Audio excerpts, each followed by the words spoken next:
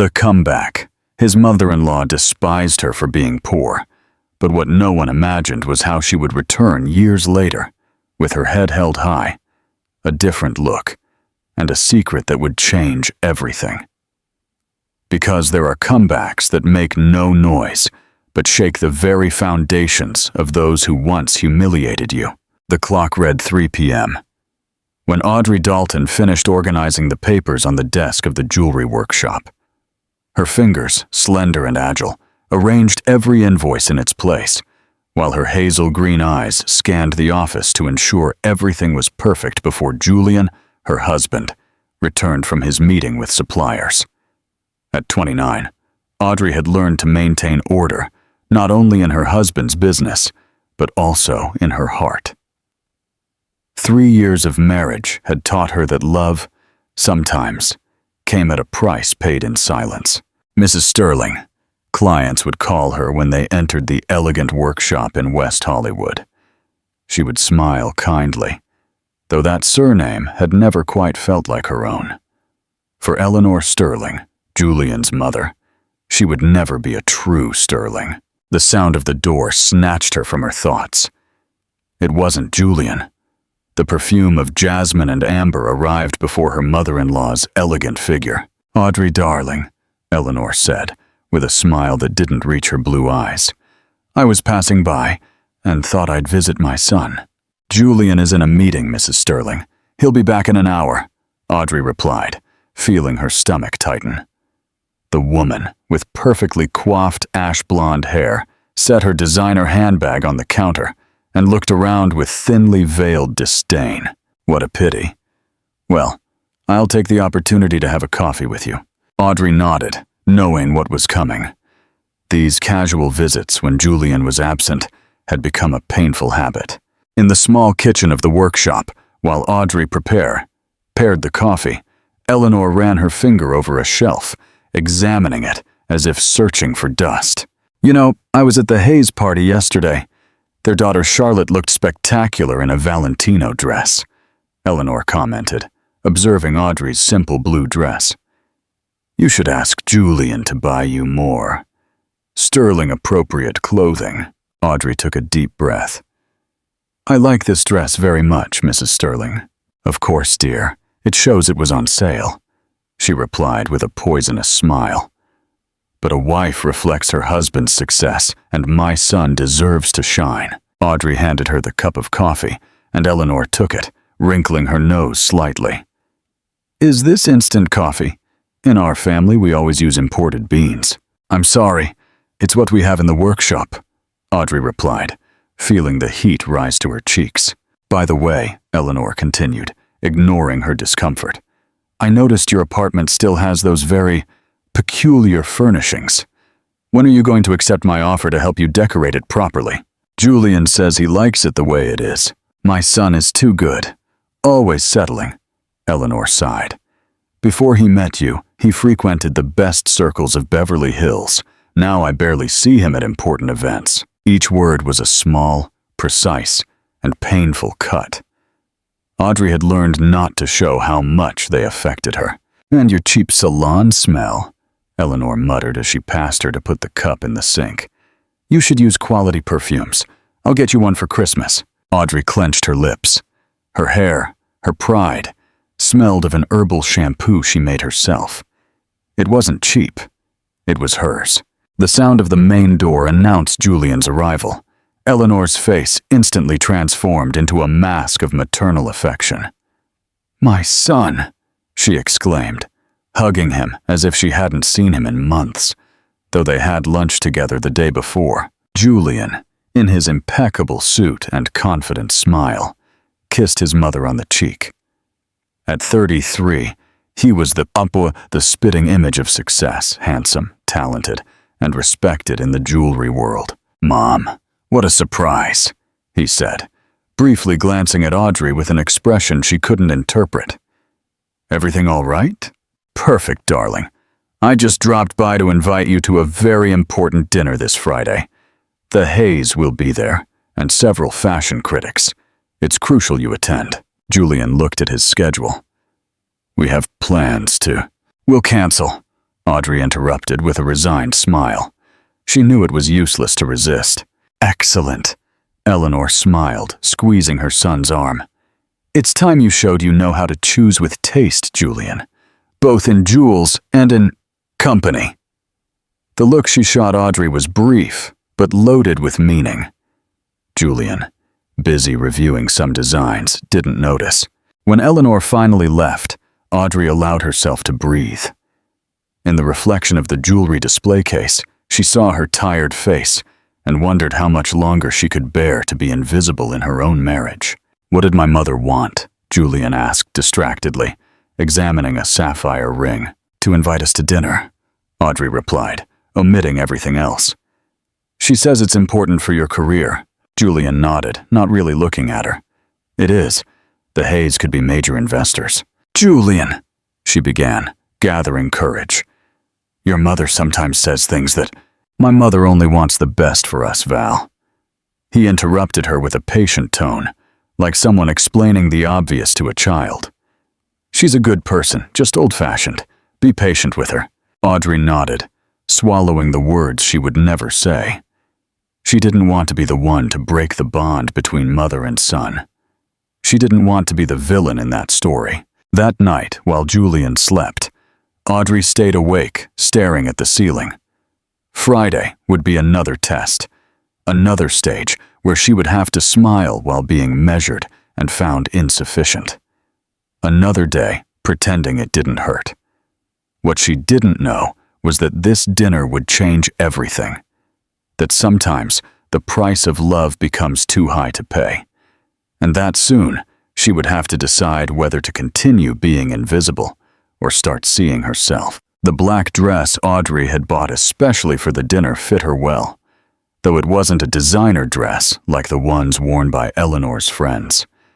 She had chosen it carefully, elegant, but not flashy like herself.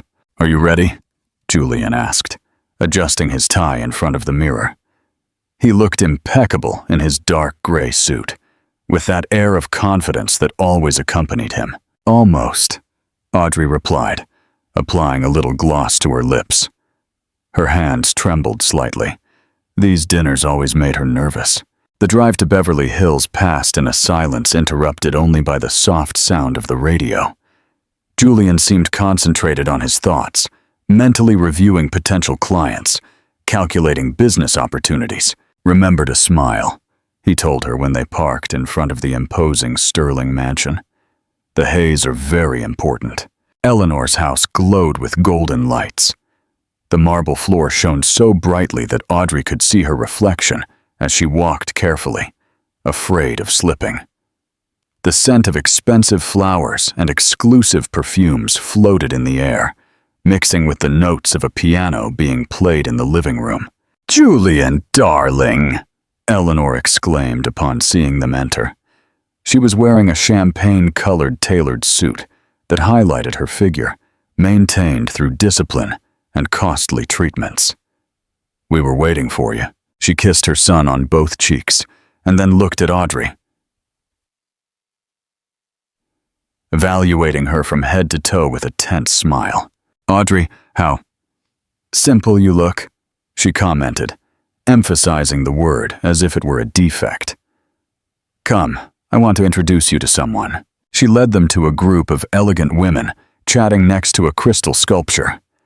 They all wore jewels that sparkled under the salon lights. "I present to you my son's wife," Eleanor said. Not her daughter-in-law, not Audrey.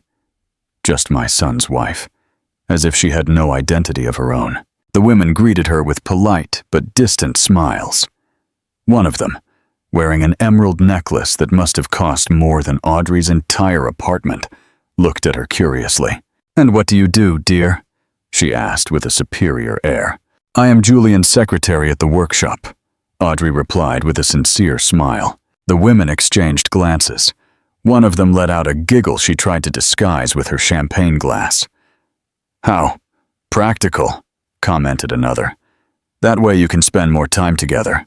And save on salaries," added someone else, causing more disguised laughter. Audrey felt her cheeks burn.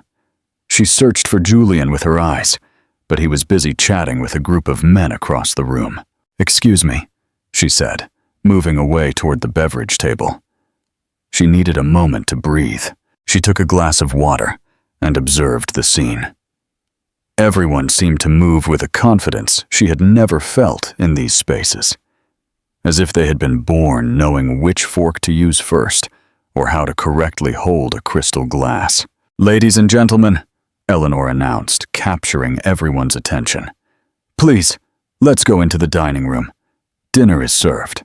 The dining room was impressive, with a long table covered in fine porcelain, sparkling crystal, and elaborate floral arrangements. Audrey was placed at one end, far from Julian, who occupied a place of honor next to the Hayes. During dinner, she tried to participate in the conversations, but every time she spoke, Eleanor found a way to interrupt or correct her. "No, dear, that designer is not Italian. He's French," she told her on one occasion, although Audrey was sure of the opposite. "Excuse my daughter-in-law. She's not very familiar with haute couture." The polite laughter hurt more than any direct insult. The most difficult moment came with dessert. Eleanor, already several glasses of wine in, began to talk about Julian's new jewelry collection. "My son has an exceptional eye for distinguishing the authentic from the fake," she declared, looking directly at Audrey. "In the world of jewels, as in life, there are genuine pieces that shine on their own, and others that only pretend to have value." There was an uncomfortable silence. Everyone understood the insinuation. "It's true," Eleanor continued, raising her glass. "There are fake jewels that deceive at first glance, and there are also women who pretend to be what they are not." Audrey felt the air leave her lungs. She looked at Julian, hoping he would say something, that he would defend her. But he, caught between loyalty to his mother and love for his wife, chose the easiest path. He laughed nervously and changed the subject. "Speaking of jewels," he said, "I'm working on a new concept for the next season." The damage was already done. Audrey spent the rest of the evening smiling mechanically, feeling like an intruder in a world that would never accept her. When they finally said goodbye, Eleanor hugged her son tightly. "Remember who you are, Julian," she whispered, but loud enough for Audrey to hear. "A Sterling deserves the best." The return journey was silent, heavier than the outbound trip. "Your mother hates me," Audrey finally said, when they entered their apartment. "She doesn't hate you," Julian replied, loosening his tie. "She's just protective." "Protective? She humiliated me in front of everyone, and you laughed." "Come on, Val, you're exaggerating. It was just a joke." "A joke?" Audrey's voice trembled. "She compared me to a fake jewel." "You're being too sensitive," Julian sighed, as if he were tired of always having the same argument. "My mother is a good person. You should try harder to please her." Something broke inside Audrey at that moment. An invisible crystal that had been holding her patience, her hope of one day being accepted. "Try harder?" she asked, with a calm that surprised even herself. "I've been trying for 3 years, Julian. 3 years enduring her surprise visits, her comments, her looks of contempt, and you have never defended me, not once." "You can't ask me to choose between my mother and you," he replied, irritated. "I'm not asking you to choose. I'm asking you to respect me." Julian ran his hand through his hair, frustrated. "You're making a storm in a teacup. It'll pass tomorrow." He headed to the bedroom, ending the conversation. Audrey stayed in the living room, looking out the window at the lights of Los Angeles, feeling that each of them was more alive than she was.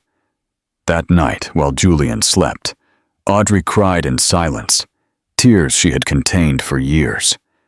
Tears for the woman she had been, for the one she was now, and for the one they would never allow her to be. When the dawn began to filter through the curtains, she had made a decision. With silent movements, she took a suitcase from the closet and began to pack her belongings, only the essentials: clothes, documents, a few memories of her parents. She looked at Julian one last time, asleep and unaware that his life was about to change. She left her wedding ring on the nightstand, next to a brief note. I can't be invisible anymore. Goodbye. When she closed the apartment door behind her, the sun was already illuminating the streets of Los Angeles. A new day was beginning, and for Audrey Dalton, a new life. The bus moved slowly through the streets of Los Angeles, while Audrey looked out the window, the suitcase pressed against her chest as if it were a shield. Every block she moved away from the apartment she had shared with Julian brought a strange mix of pain and relief. When she finally arrived at the modest, vibrant neighborhood where she had grown up, the morning sun bathed the brightly colored houses and the murals that decorated the walls. This was her true home, the place where she didn't have to pretend to be someone else. Her parents' house, small but cozy, appeared around the corner. The lemon tree in the front yard, the geranium pots her mother cared for with devotion, the old rocking chair on the porch. Everything remained the same, as if time had stopped while she tried to fit into another world. Martha Dalton was watering the plants when she saw her daughter approaching with a suitcase. She dropped the watering can and ran toward her. "Audrey, what happened, my girl?" she asked, hugging her tightly. The words caught in Audrey's throat. Instead of answering, she collapsed into her mother's arms and cried, as she hadn't allowed herself to cry in years. George Dalton, alerted by the fear, came out of the house, drying his hands on a rag. Seeing his daughter, his face clouded with concern. "Did that boy hurt you?" he asked in a serious voice. Audrey shook her head. "No, Dad, not with his fists." The three entered the house, where the aroma of freshly brewed coffee and pastries filled the kitchen. Sitting at the family table, with a hot cup in her hands, Audrey told them everything. Eleanor's constant humiliations, Julian's cowardice, the dinner that had been the final straw. "I always knew that woman was pure poison," Martha murmured, squeezing her daughter's hand. "But I thought he would defend you." "I thought so too," Audrey replied with a sad smile. "You can stay here as long as you need," George said, his soft voice contrasting with his strong appearance. "This will always be your home." The following days were a whirlwind of emotions and formalities. Julian called her dozens of times, alternating between pleas and reproaches. "How could you leave like that? You're exaggerating. My mother is devastated. Come back and let's talk." But Audrey had crossed a point of no return. She hired an inexpensive but honest lawyer, recommended by a neighbor, and filed for divorce. The first hearing was a nightmare. Julian arrived with an expensive lawyer and a cold attitude Audrey had never seen in him. Beside him, like a watchful shadow, was Eleanor Sterling, in a black suit that made her look more like a widow than a mother-in-law. "My client has no obligation to pay alimony," Julian's lawyer declared. The lady voluntarily abandoned the home without justification. "Without justification?" Audrey's lawyer interjected. "My client suffered constant emotional abuse." "Abuse?" Eleanor's voice rose indignantly. "What nonsense! We gave her everything, a home, position, contacts, and this is how she repays us." The judge, an older man with a tired expression, looked at the documents without much interest. Cases like this passed through his office every day. "Mr. Sterling, are you willing to reach a reasonable financial agreement?" he asked. Julian looked at his mother, then at Audrey. For a moment he seemed to hesitate, but Eleanor's hand on his arm was enough to decide him. "No, Your Honor. If she left, it's because she didn't truly love me. She deserves nothing." Those words, said so coldly by the man who had once promised her eternal love, were like a dagger for Audrey. But they were also liberating. They showed her who Julian Sterling really was. The divorce process dragged on for weeks. Eleanor used her contacts to complicate everything, from the division of assets to the hearing schedules. The message was clear. If Audrey wanted to leave, she would do so with nothing. One afternoon, after another exhausting meeting with her lawyer, Audrey returned to her parents' house feeling defeated. She sat on the porch, watching the sunset tinge the neighborhood streets orange. "How did it go?" Martha asked, sitting beside her with 2 cups of tea. Bad, Audrey replied. Julian claims that everything in the apartment was bought by him, that I didn't contribute anything to the marriage. That's not true, Martha protested. You worked in his business. You were his secretary, his assistant, his servant, Audrey completed bitterly. That's how they saw me, as someone without value. They sat in silence, drinking tea and listening to the familiar sounds of the neighborhood. Children playing, music coming from open windows, the cry of a street vendor. You know what the worst part is, Mom, Audrey finally said. A part of me still loves him, or loves who I thought he was. Martha took her daughter's hand. Her fingers, rough from years of hard work, conveyed a strength Audrey desperately needed. Love shouldn't hurt like that, my girl. True love helps you grow, not disappear. That night, while sorting through the few belongings she had managed to rescue from the apartment, Audrey found a small blue velvet case. Inside, there was a pair of small sapphire earrings Julian had given her for their first anniversary. To match your eyes when the light changes, he had told her then. She held them in the palm of her hand, watching them sparkle under the lamp. They were beautiful, but they were also a reminder of everything she had lost. Or perhaps, everything she never truly had. An idea began to form in her mind. She remembered how she had always been complimented on her hair, how since she was a child she had learned to care for it and cut it herself, how the neighbors asked her for styling advice. How much do you think these earrings are worth? She asked her mother the next day, showing her the jewel. Martha examined them carefully. Quite a bit, I'd say. Why? Because I'm going to sell them, Audrey replied, with a determination that surprised her mother. I'm going to use that money to take a professional hairdressing course. Hairdressing?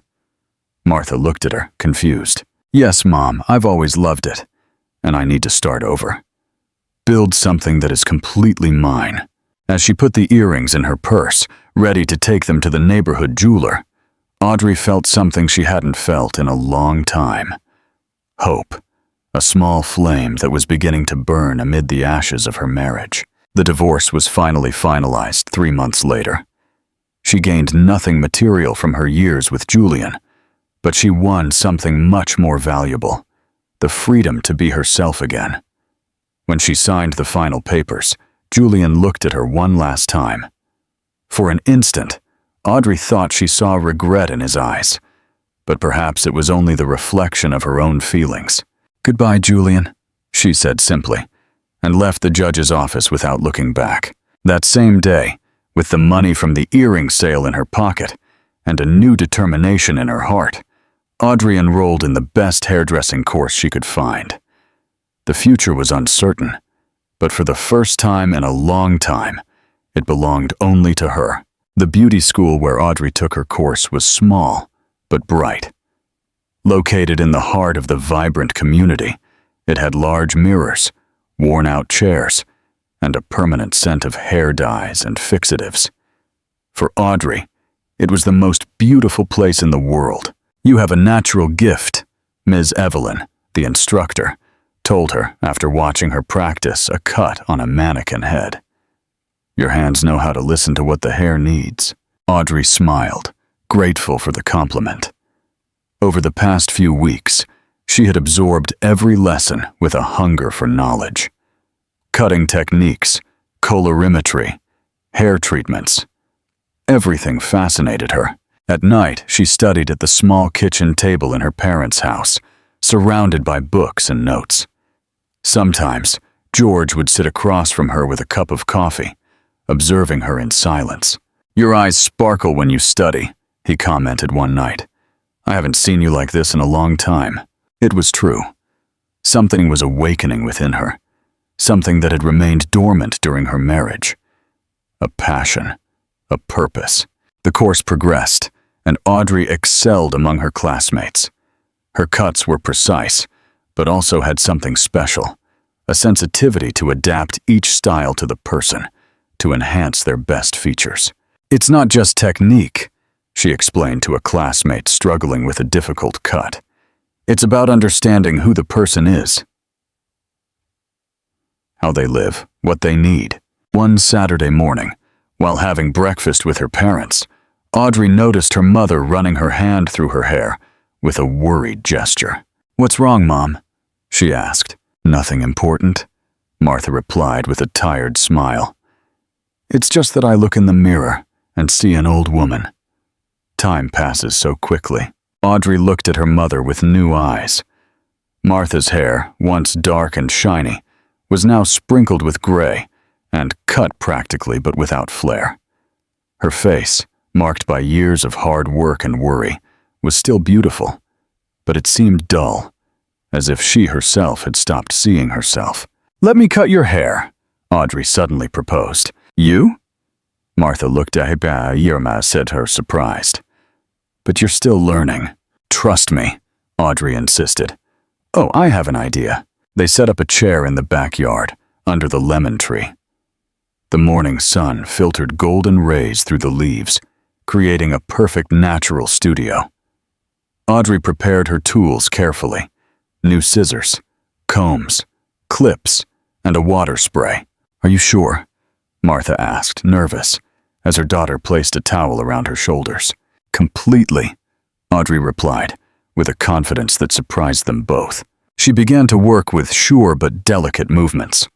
As she cut, she talked to her mother about happy memories, making her laugh, distracting her from her nervousness. Her hands seemed to know exactly what to do, as if Martha's hair spoke to her. George watched from the kitchen door, fascinated by the transformation happening before his eyes. Not just of his wife's hair, but of his daughter, who radiated a confidence he had never seen in her. "Close your eyes, Mom," Audrey requested when she was finishing. "I want it to be a complete surprise." She applied a bit of product to add volume and definition, arranged the strands with her fingers, and finally stepped back to admire her work. "You can look now," she said. Handing her a hand mirror, Martha opened her eyes and was speechless. The reflection looking back at her was not that of a tired, aging woman, but that of an elegant, vital woman. The cut, modern but appropriate for her age, perfectly framed her face, softening her features and highlighting her eyes. "My goodness," Martha whispered, touching her hair in disbelief. "I look 10 years younger." "No, Mom," Audrey corrected with a smile. "You look exactly your age, but with all your light shining." Martha stood up and hugged her daughter tightly, tears in her eyes. "Thank you, my girl. Not just for the cut, but for making me feel beautiful again." That moment, under the lemon tree, with her mother's hug and her father's proud gaze, was a revelation for Audrey.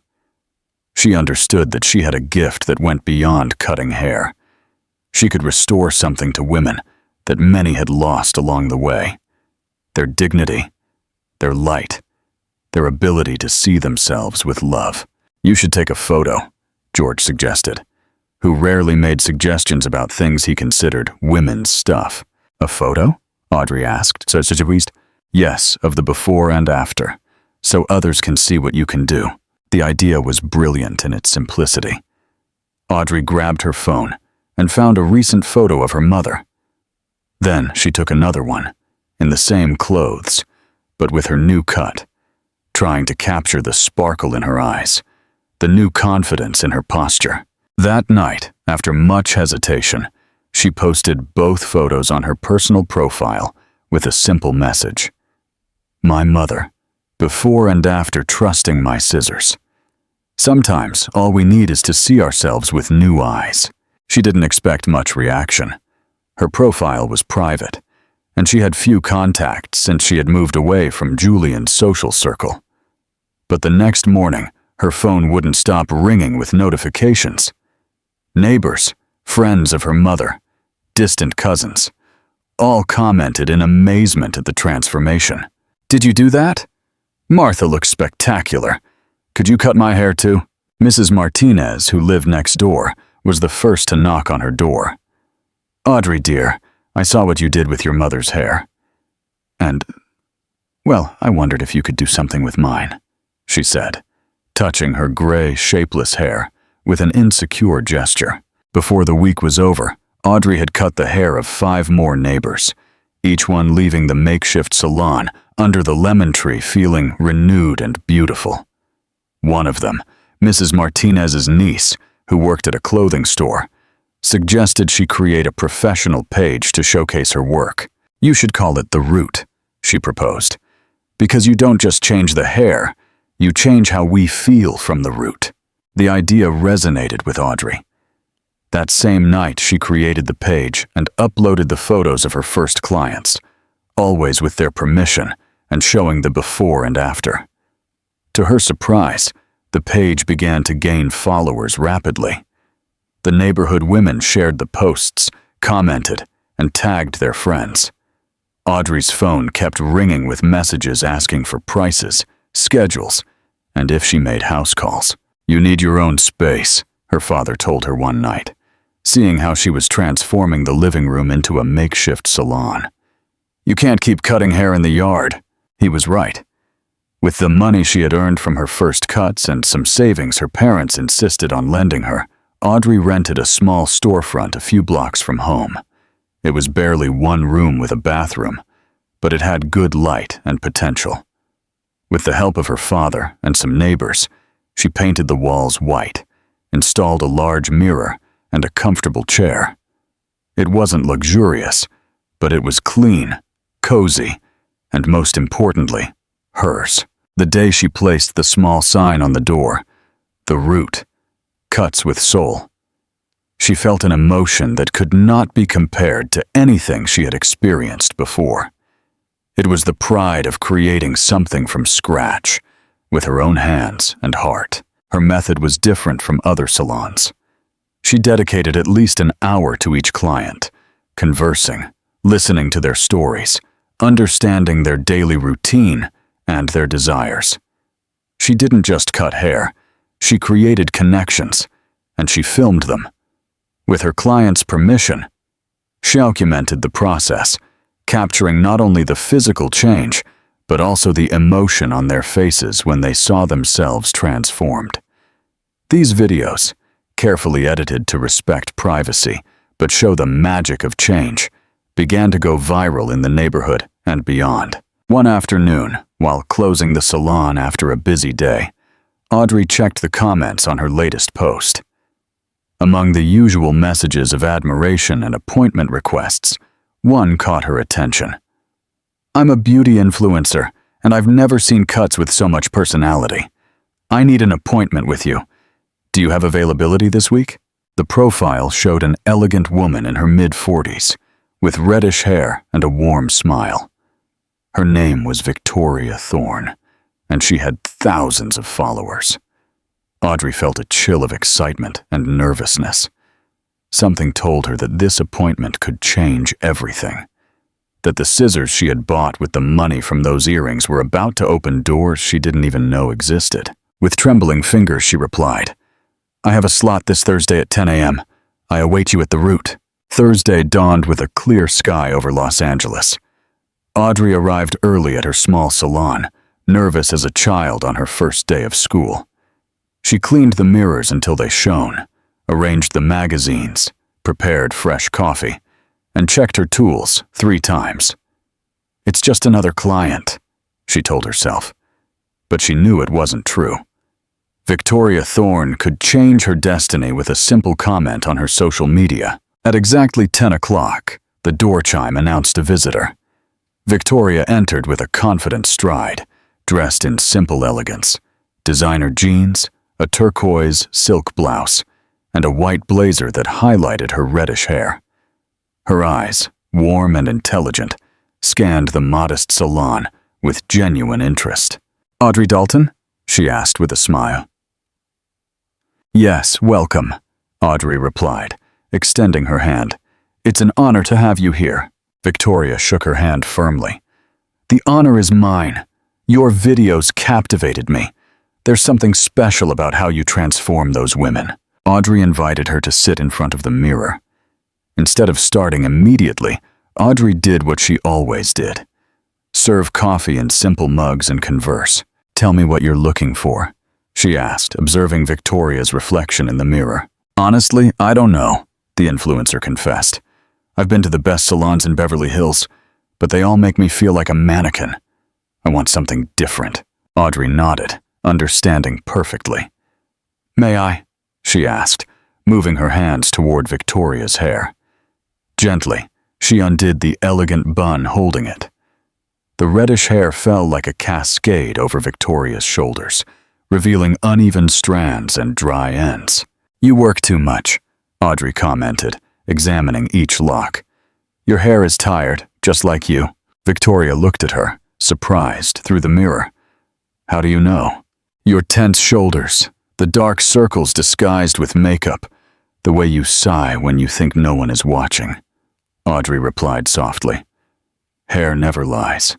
For the first time, Victoria's professional mask cracked. Her eyes moistened. "I've been building my brand for 3 years.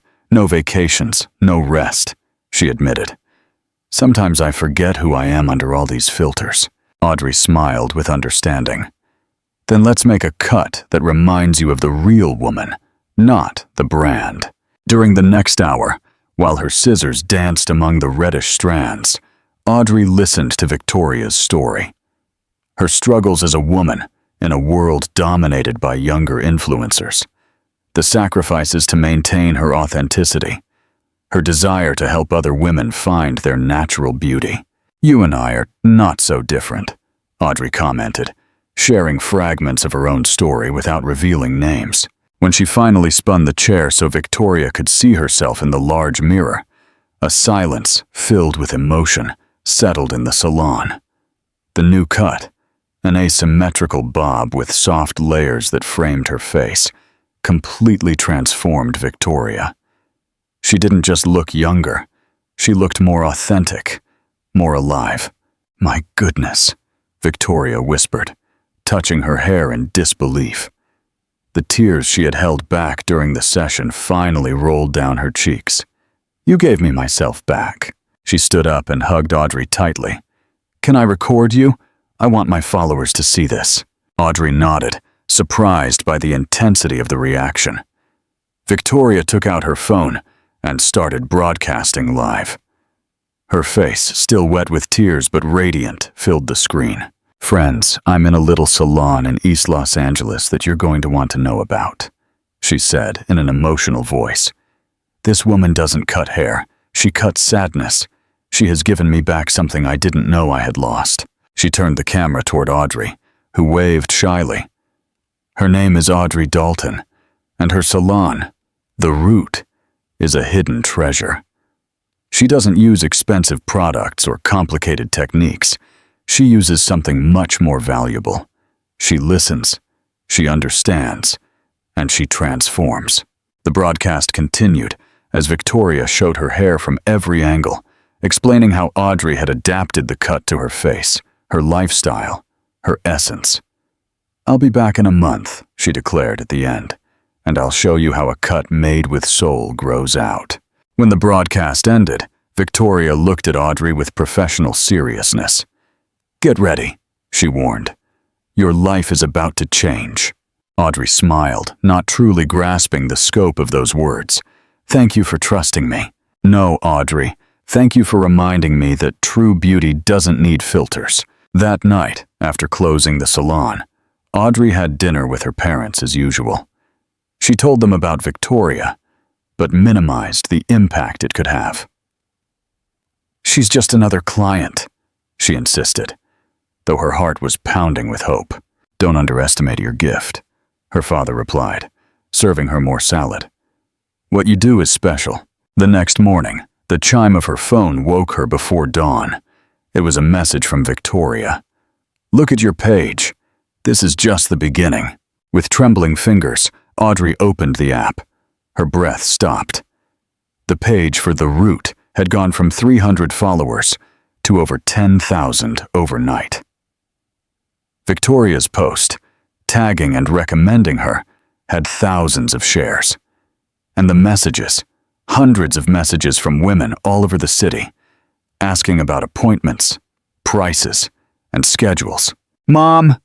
Audrey called out, her voice choked, running to her parents' room.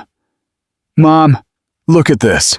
Martha, still in her pajamas, took the phone, and her eyes widened in astonishment.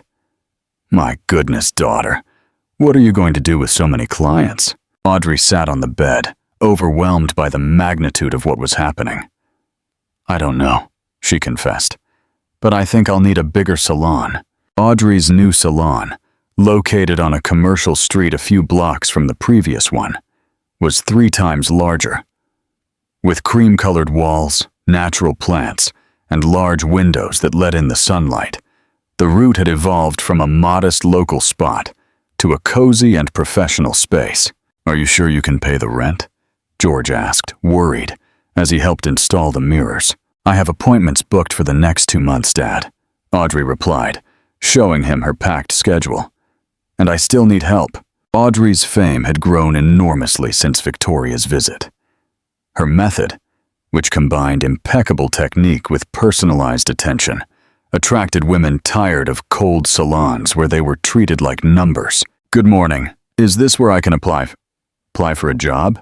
a young voice asked from the doorway. Audrey turned to find a girl about 26 years old, with brown skin and curly black hair. Her smile was wide and nervous. "Yes, come in," Audrey replied. "I'm Audrey Dalton." "I know," the young woman said admiringly. "I'm Chloe Green. I just graduated as a stylist and, well, I've seen all your videos." Chloe told her story. She had been dismissed from a luxury salon for being too simple in appearance, despite her talent. Her eyes shone with determination and vulnerability. "I only have a lot of experience, but I learn quickly," she added. "And I believe in what you do." Audrey recognized something of herself in Chloe. The hunger for opportunity, the desire to prove her worth. She hired her that same day as an assistant. A week later, while teaching Chloe how to prepare natural dyes, the door chime announced another visitor. An African-American woman in her 40s, with radiant dark skin and short, natural curly hair, entered with a determined step. "I'm looking for Audrey Dalton," she said in a serene voice. "That's me," Audrey replied, wiping her hands on her apron. "My name is Simone Baker. I was a nurse for 15 years, until my divorce forced me to reinvent myself," she explained without preamble. "Now I'm a stylist specializing in hair care. I saw your work, and I want to be part of this." "And what specifically attracts you to it?" "I'm looking for a purpose." Unlike Chloe, Simone brought experience and a loyal clientele. But what impressed Audrey most was her story. After suffering psychological abuse in her marriage, she had found in beauty a way to heal and help other women. "I'm not just looking for a job," Simone confessed. "I'm looking for a purpose." The team was complete. Each one contributed something unique. Audrey with her vision and sensitivity, Chloe with her enthusiasm and creativity, Simone with her experience and calm. Together, they transformed the route into more than a beauty salon. They turned it into a sanctuary. The clients noticed. Women of all ages and social statuses came not just for a haircut, but for the experience. They knew that there they would be listened to, understood, and valued. "My husband left me for a woman 20 years younger," confessed one lady, while Audrey cut her hair. "I feel invisible. I lost my job after 30 years at the same company," shared another with Simone. "They say I'm too old to adapt." Each story found an echo in the walls of the route, and each woman left not only with a new hairstyle, but with a new way of seeing herself. Audrey continued to document the transformations, always with permission. Her videos, now professionally edited, thanks to an online course she had taken, showed not only the physical before and after, but the spark that ignited in each client's eyes upon recognizing herself in the mirror. One afternoon, while closing the salon, Chloe turned on the small television they had installed in the waiting area. "Look!" she exclaimed, turning up the volume. You're on the news. Indeed, a local channel was broadcasting a report on successful new businesses in Los Angeles. Audrey's image appeared on the screen, cutting the hair of an older woman who smiled with tears in her eyes. Audrey Dalton, the stylist with soul, the presenter announced. A young entrepreneur who is revolutionizing the concept of beauty in our city. The report showed clips of her videos, client testimonials, and a brief interview they had done a few days earlier. Audrey spoke passionately about her philosophy. We don't cut hair. We cut the chains that prevent us from seeing ourselves as we really are. You're famous, Chloe cheered, hugging her. Simone smiled proudly. You deserve it. You've created something special here. That very night, in a luxurious Beverly Hills apartment, Julian Sterling poured himself a glass of whiskey while distractedly surfing television channels. He stopped abruptly when a familiar face appeared on the screen. Audrey, his ex-wife. But it wasn't the shy, submissive woman he remembered. This Audrey radiated confidence, passion, and her own light. Audrey Dalton, the stylist with soul, he heard the presenter say. The glass trembled in his hand. He turned up the volume, unable to believe what he was seeing. The report showed the Root Salon, full of satisfied clients, and Audrey explaining her unique method. My goal is for every woman to rediscover her authentic beauty, she said in the interview. That when she looks in the mirror, she sees not only her reflection, but her worth. Julian turned off the television and remained motionless, staring blankly at the wall. A chill ran down his spine. The woman he had considered insignificant, whom he had allowed his mother to humiliate, was succeeding on her own merit. His phone rang, snapping him out of his stupor. It was his mother. Did you see the news? Eleanor asked without greeting him, her voice tense. Yes, he replied, feeling a knot in his throat. It's unacceptable, Eleanor hissed. That woman cannot. That woman, Julian interrupted with a strangely weak voice, was my wife, and we let her go. The silence on the other end of the line was brief, but loaded with meaning. Don't be ridiculous, Eleanor finally snapped. She was nobody, and she still is. It's just a moment of luck. But as he hung up the phone, Julian knew it wasn't true. Audrey had always been someone. He simply hadn't known how to see it.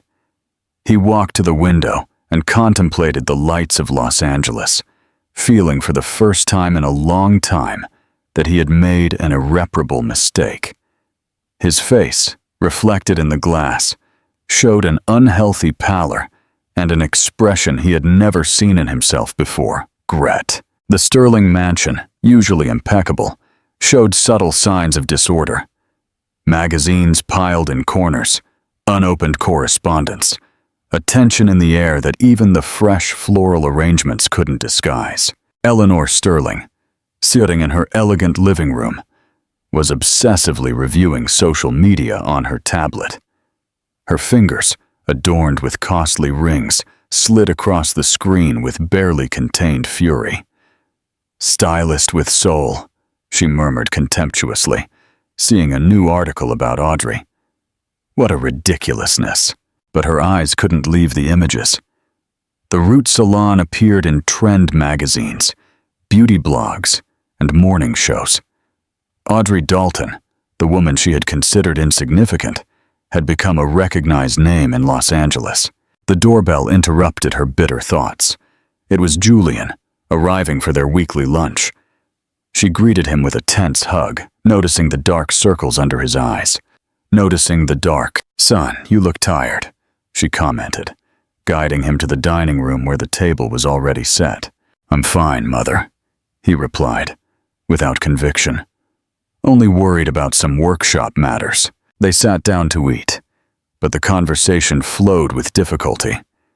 Julian seemed distant, lost in his thoughts. Have you seen the new designs for the fall collection? Eleanor asked, trying to cheer him up. Yes, they're almost ready, he replied mechanically. Excellent. The Hays are organizing an event in September. It will be perfect for presenting them. At the mention of the haze, Julian seemed to awaken from his lethargy. "Mother, there's something I need to tell you." The serious tone of his voice alarmed Eleanor. "What is it?" "We've received some complaints about the jewels in the last collection." Eleanor carefully set her fork on the plate. "What kind of complaints?" "Clients noticing strange glows in the stones. A jeweler in San Francisco suggested that our sapphires might not be completely natural." Eleanor's face paled under her perfect makeup. "Absurd. Our suppliers are completely trustworthy." "That's what I thought," Julian replied, looking at her intently, "until I checked the invoices for the last 2 years. A heavy silence fell over the table. Eleanor took her glass of wine and drank a long sip before speaking. "Times are tough, Julian. We had to make some temporary adjustments." "Adjustments?" Julian's voice rose. "Do you call selling synthetic gems as natural adjustments? That's fraud." "Keep your voice down," Eleanor hissed, glancing at the door as if she feared someone might hear them. "It was a necessary measure. After your divorce, the legal costs, the drop in sales." "My divorce? Are you blaming Audrey for this too?" Eleanor straightened up, regaining her composure. "Don't mention her in this house." "Why? Because now she's successful? Because it turns out she had self-worth without needing our surname?" "She was lucky, nothing more," Eleanor snapped. "Anyone can cut hair." Julian shook his head, incredulous at his mother's obstinacy. "It's not just about cutting hair. Have you seen her videos? She connects with people. She listens to them. She values them. Something we never did with her." "Don't be melodramatic." Eleanor waved her hand dismissively. "Now, back to what's important. No one can prove anything about our jewels. They are baseless accusations." "Ethan Riley might," Julian muttered.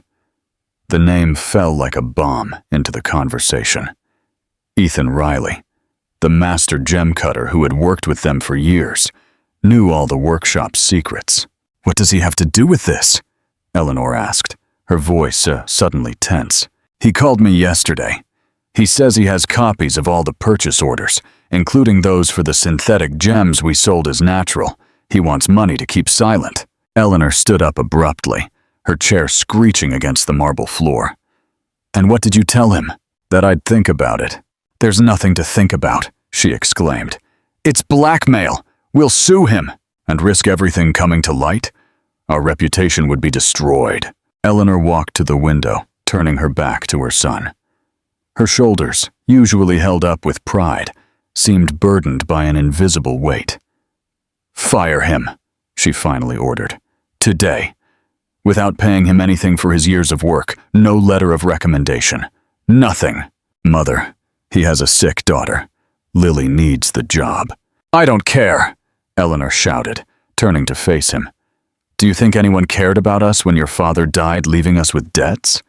Do you think the world is fair? We survived because we were stronger, more cunning." Julian looked at her as if seeing her for the first time. This cold, calculating woman was his mother, the person who had molded him in her image. "I'll fire him," he finally conceded. "But I don't agree with this." "I don't need you to agree," Eleanor replied, regaining her controlled tone. "I just need you to do it."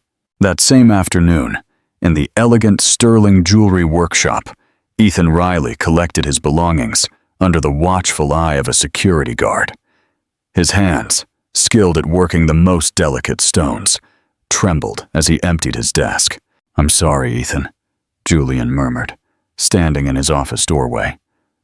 "I have no choice." The man looked at him with a mixture of disappointment and resignation. "We all have choices, Mr. Sterling. You've made yours." As Ethan headed for the exit, Eleanor appeared, elegant and threatening in her black tailored suit. "One moment," she said, approaching the former employee. "I'd like to speak with Mr. Riley privately." The guard and Julian withdrew, leaving them alone in the workshop reception. "Listen to me carefully," Eleanor whispered, her voice low but loaded with venom. "If you talk about our business, if you show a single document, if you even mention the Sterling name, I will make sure you never work in this industry again. And that daughter of yours, what's her name? Lily? It would be a shame if her condition worsened due to lack of treatment. Ethan's face contracted with fear and fury. Don't you dare threaten my daughter. It's not a threat. Eleanor smiled coldly. It's a reminder of how the real world works. Now leave and take your accusations with you. Ethan left the workshop with slumped shoulders, but a new determination shone in his eyes. Eleanor watched him from the window, satisfied with her momentary victory. What she didn't know was that Ethan Riley had already made his own decision. In his pocket, he carried a card he had carefully saved. The root, Cuts, with soul, Audrey Dalton. That night, while Eleanor dined alone in her mansion, the phone rang. It was one of her contacts in the jewelry industry. Eleanor, darling, the voice on the other end said, I just heard something worrying. There are rumors about the authenticity of the sterling stones. Eleanor's fork stopped halfway to her mouth. Rumors? From whom? I don't know for sure, but several major clients are requesting certificates of authenticity for pieces they bought last year. After hanging up, Eleanor went to her private study.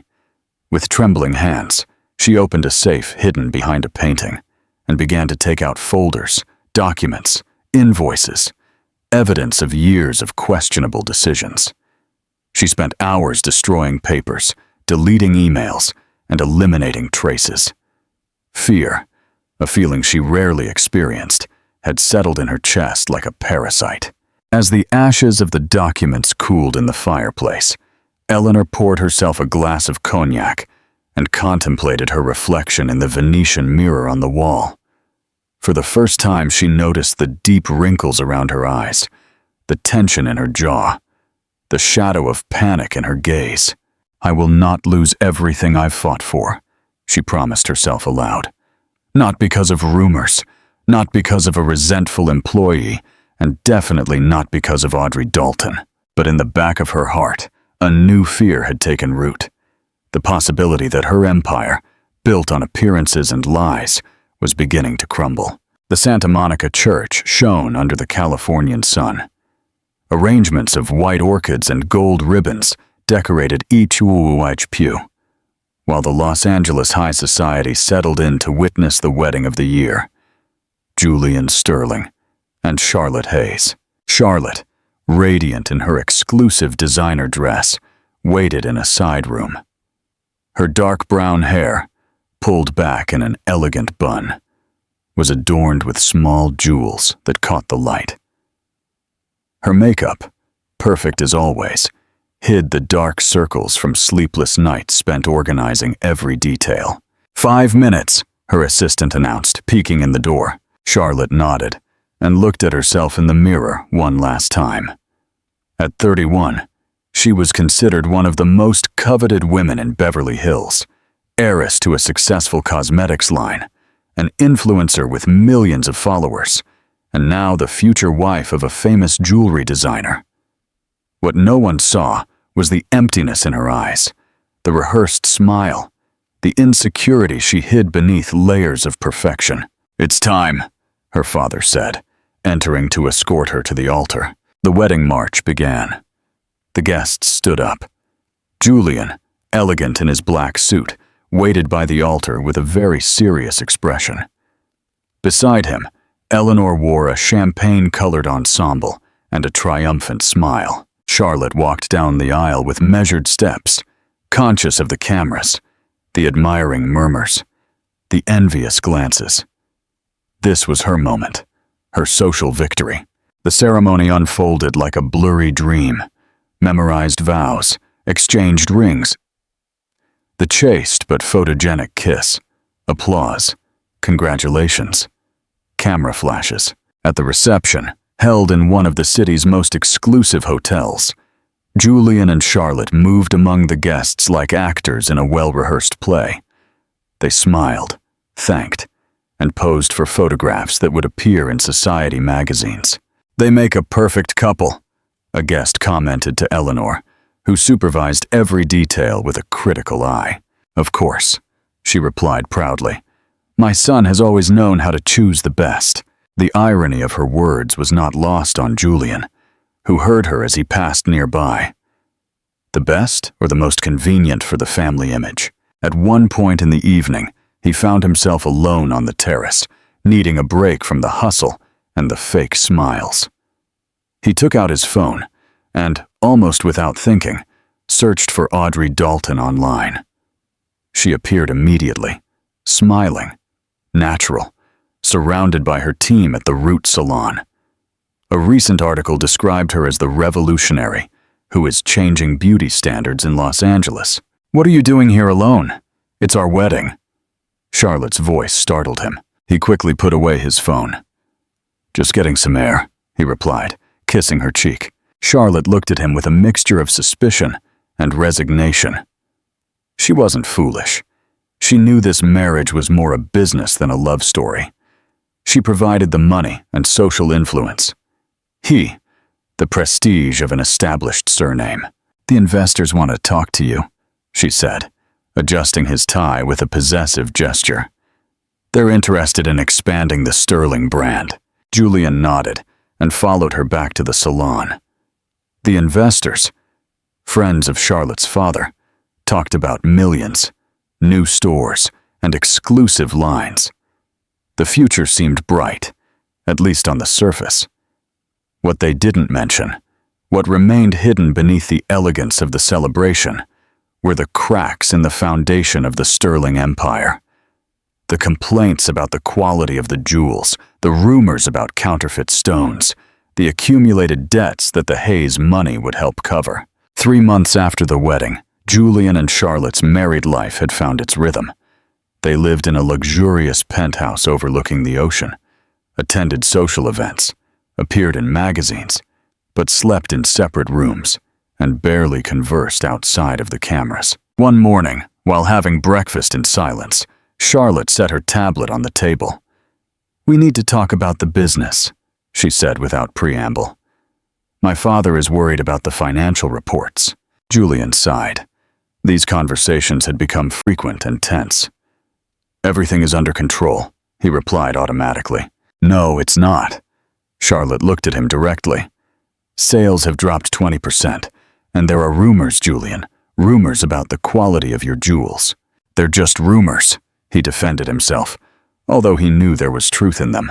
"My family has invested millions in your company," she continued, her voice hardening. "I won't allow our name to be stained by scandals." The word scandals hung between them, loaded with threat. "What do you suggest?" Julian finally asked. "An event," Charlotte replied, her face lighting up with professional enthusiasm. "Something big, exclusive, that restores confidence in the Sterling brand. My birthday is in 5 months. I'll host a party for you on the most exclusive rooftop in Los Angeles, and we'll present your new collection." "And who will finance this extravagance?" he asked bitterly. "My father, of course," she replied with a tense smile. As always, the financial dependence was a constant wound to Julian's pride. His workshop, once prosperous on its own merits, now survived thanks to the Hayes money. "We'll need an impeccable guest list," Charlotte continued, already immersed in planning. "Celebrities, influencers, fashion critics, people who generate interest." Julian nodded distractedly while she talked about locations, catering, and decor. His mind wandered to the workshop, where he would have to face reality. He didn't have a new collection. He didn't have fresh ideas. His inspiration seemed to have dried up, along with his previous marriage. That afternoon, in his office, he listlessly reviewed old sketches when Eleanor entered without announcing herself. "Charlotte told me about the event," she said, sitting across from him. "It's an excellent idea." "I don't have a new collection, Mother," Julian confessed. "And we don't have money for quality stones." Eleanor waved her hand, dismissing his worries. "We'll use what we have. No one will notice the difference with the right lighting." "Keep deceiving? That's your solution." "It's a temporary solution," she insisted, "until the Hayes investment bears fruit." Julian ran his hand through his hair, a gesture that betrayed his frustration. "What if we get caught?" "They won't," Eleanor stated with a confidence she didn't feel. "Besides, this event is crucial. We need to regain our social standing." While his mother talked about strategies and appearances, Julian wondered how he had gotten to this point. Trapped in an empty marriage, running a business based on lies, living a life that didn't belong to him. Weeks later, Charlotte worked obsessively on the event preparations. Her personal assistant had created a preliminary guest list that she reviewed with almost sickly attention. "We need more relevant names," she muttered, crossing out and adding, "people who are on everyone's lips." Her assistant, an efficient but exhausted young woman, consulted her tablet. "How about Audrey Dalton? She's the stylist of the moment. All the celebrities want to get their hair cut by her." "Audrey Dalton," Charlotte repeated, the name sounding vaguely familiar. "The one with that salon, what's it called?" "The Root," the assistant replied. "She has a 3-month waiting list and just launched an institute to teach her method." Charlotte smiled, satisfied. "Perfect. Add her to the VIP list, and make sure she knows it's an exclusive honor." What Charlotte didn't know, what no one had told her, was the connection between that famous stylist and her own husband. Julian, absorbed in his financial problems, barely checked the guest lists his wife prepared so carefully. That night, while Charlotte slept in her separate room, Julian lay awake, contemplating the city lights from his window. In his mind, images of the past and fears about the future mingled. Audrey smiling timidly the day he met her, his mother humiliating her at that fateful dinner, Ethan Riley's disappointed face as he was fired, the counterfeit jewels shining under artificial lights. His phone vibrated with a message from Charlotte. "Rooftop confirmed for May 15th. I need the collection ready by then." May 15th. 5 months to create a collection worthy of saving the Sterling name. 5 months to keep pretending his life made sense. What Julian couldn't imagine was that this event, planned to restore his prestige, would be the stage where everything he had built on lies would finally collapse, and that the woman he once considered insignificant would be the key to that collapse. The success of The Root had exceeded all expectations. 6 months after Victoria Thorne's visit, Audrey's salon had become a benchmark for authentic beauty in Los Angeles. Appointments were fully booked weeks in advance, and social media was filled with emotional testimonials from women who had rediscovered their beauty under the magical scissors of Audrey and her team. One afternoon, while they were closing the salon, Victoria appeared without prior notice. Her hair, which had grown out perfectly maintaining the shape Audrey had given it, shone under the salon lights. "We need to talk," she announced with a mysterious smile. "I have a proposal that will change your life."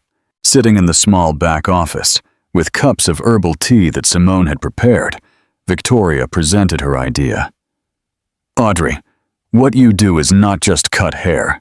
You have created a unique method, a philosophy of beauty that transforms lives." Audrey smiled modestly. "I just try to make every woman feel special."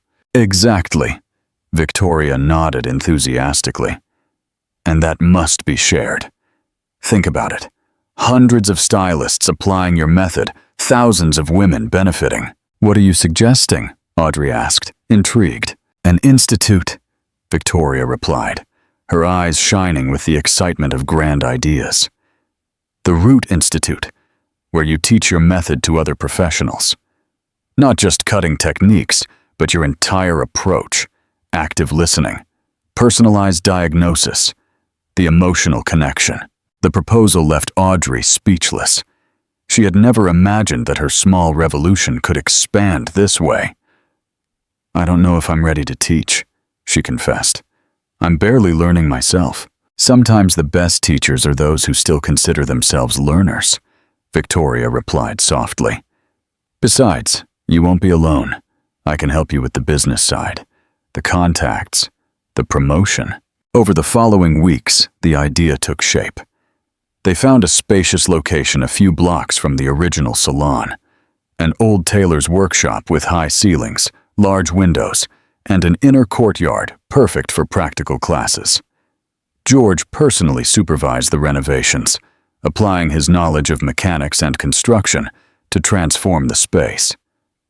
Martha took care of the details: natural plants, inspiring artwork, little touches that made the place a home and not just a school. Chloe and Simone, enthusiastic about the project, helped design the curriculum. Each contributed her unique perspective. Chloe with her youthful energy and creativity, Simone with her experience and calm.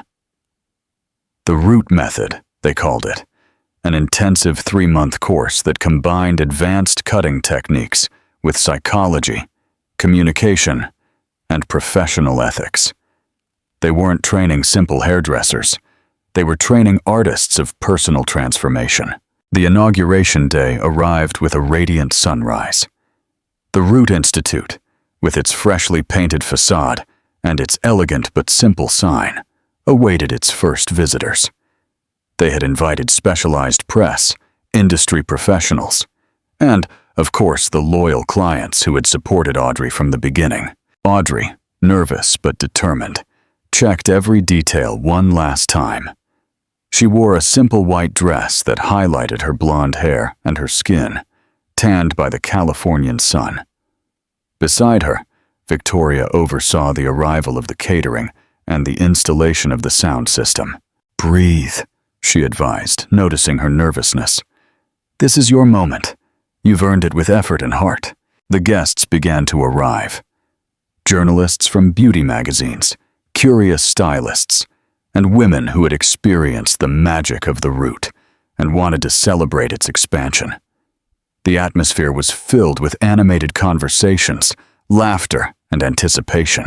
In a quiet corner, Audrey observed the scene with a mixture of pride and amazement. 3 years ago, she was an invisible secretary, enduring humiliations in silence. Today, she was inaugurating her own institute, based on a philosophy she herself had created. "Audrey Dalton." A male voice pulled her from her thoughts. She turned to find a man about 38 years old, dark-haired, with a calm smile and honey-colored eyes that conveyed serenity.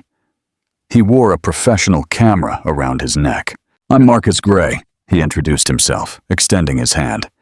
"Photographer. Victoria hired me to document the inauguration."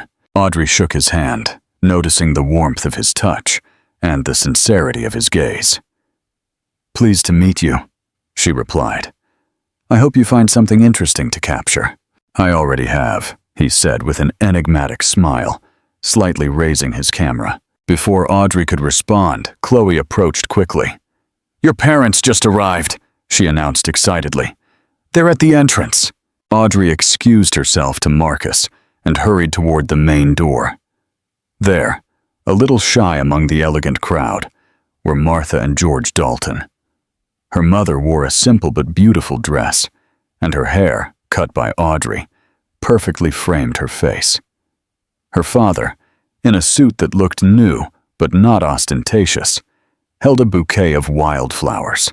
Seeing their daughter, Martha's eyes filled with tears of pride. George, usually reserved with his emotions, could not hide his smile. "Daughter," Martha said, hugging her tightly, "we are so proud." George handed her the bouquet with slightly trembling hands. "They're from your mother's garden," he explained, his voice hoarse with emotion. "We don't bring luxury, daughter. We bring gratitude." Those simple yet profound words broke something inside Audrey. The tears she had contained all morning flowed freely as she hugged her parents, those silent pillars who had never stopped believing in her. "You are my luxury," she whispered between sobs. "My true wealth." The moment, discreetly captured by Marcus's camera, would later become the emblematic image of the Root Institute. A successful woman, embracing her roots, honoring the path traveled. The official ceremony began shortly after. Audrey, recovered from her emotion, climbed onto the small stage installed in the central courtyard. The natural light filtered through the plants, creating a warm and welcoming atmosphere. "Welcome to the Root Institute," she began, her voice clear and secure. This place is born from a deep conviction that true beauty is not imposed from the outside, but discovered from within. As she spoke about her philosophy, about the transformative power of feeling seen and valued, Audrey noticed a humble-looking man observing her from the back of the room. His face looked vaguely familiar, but she couldn't place him. "Today we inaugurate not only a training space," she continued, "but a movement, a commitment to authenticity, to the dignity of every woman, to the right to shine, being exactly who we are." The applause resonated loudly when she finished her speech. Victoria went up to the stage to hug her, followed by Chloe and Simone. The four women, so different from each other, yet united by a common vision, perfectly represented the diversity and strength of the project. During the toast that followed, Audrey moved among the guests, thanking them for their presence, answering questions, and sharing her enthusiasm. Several stylists approached to enroll in the first course, which would begin the following week. "We already have 15 confirmed applications," Chloe informed her excitedly, "and people keep coming." The success was evident, but Audrey couldn't stop thinking about the man who had observed her with such intensity. She searched for him among the crowd and finally found him in a quiet corner, drinking water alone. As she approached, she could see him better. Tired face, sad but dignified eyes, working hands. And then she recognized him. "Ethan Riley?" she asked in surprise. The man nodded, surprised she knew his name. "I worked at the Sterling workshop," he explained in a low voice. "I prepared the jewels your ex-husband designed." Audrey felt a chill run down her spine. The past she thought she had left behind was unexpectedly appearing on the day of her greatest triumph. "What are you doing here?"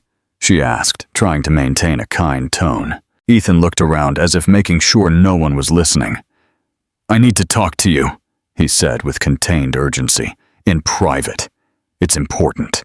Something in his gaze, a mixture of fear and determination, convinced Audrey that this was not a casual visit. "Tomorrow," she replied in a low voice. "Come to the salon after closing, at 8. Ethan nodded gratefully and moved away discreetly, getting lost among the guests who continued to celebrate the birth of the Root Institute. Audrey returned to the party, but a restlessness had settled in her chest. What could a former Julian employee want from her? Why now, when she had finally built a new life? The answer would come soon, and it would change the course of her story once more. The following night, when the last client left the Root Salon, Audrey asked Chloe and Simone to leave early. "Sure you don't need help closing up?" Simone asked, always attentive. "I have a private meeting," Audrey explained. "Nothing to worry about." When she was alone, she meticulously tidied the space, more out of nervousness than necessity. She prepared fresh coffee and arranged 2 cups on the small table in the back office. At exactly 8 o'clock, the door chime announced the arrival of Ethan Riley. He wore the same simple clothes as the day before, but carried a worn briefcase that he held tightly, as if it contained something valuable. "Thank you for receiving me," he said, accepting the cup of coffee Audrey offered him. "What did you want to talk about?" she asked directly, sitting across from him. Ethan took a sip of coffee, as if seeking courage in the hot drink. His hands, skilled at working with the most delicate stones, trembled slightly. "I worked at the Sterling workshop for 7 years, he began. "I'm a master gem cutter. My job was to prepare the gems for Mr. Julian's designs." Audrey nodded, keeping her expression neutral, although the name of her ex-husband still caused a slight ache in her chest. "At first everything was authentic," Ethan continued. "Quality stones, genuine certificates, satisfied clients. But about 3 years ago, things changed." "How?" Audrey asked, although a part of her already suspected the answer. "Mrs. Eleanor began bringing in synthetic gems, lab-created sapphires, emeralds, and rubies. She ordered me to mount them in the high-end jewelry, but to sell them as natural." Audrey held her breath. "That's fraud." "It is," Ethan confirmed bitterly. I refused at first, but she knew about my daughter Lily. She's sick. She needs costly treatments. Mrs. Sterling threatened to fire me, to make sure no other workshop would hire me. His eyes moistened when he mentioned his daughter, and Audrey felt a pang of compassion. "Why are you telling me this now?" she asked softly. Ethan opened the briefcase and extracted a folder full of documents. "Because they fired me a month ago when I tried to talk to Mr. Julian about what was happening. Mrs. Sterling found out and threw me out. But before that," he spread the papers on the table.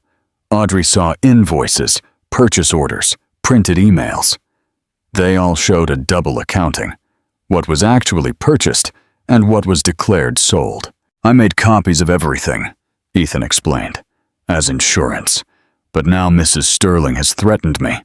She says if I talk, she'll make sure my daughter suffers the consequences." Audrey examined the documents with growing indignation.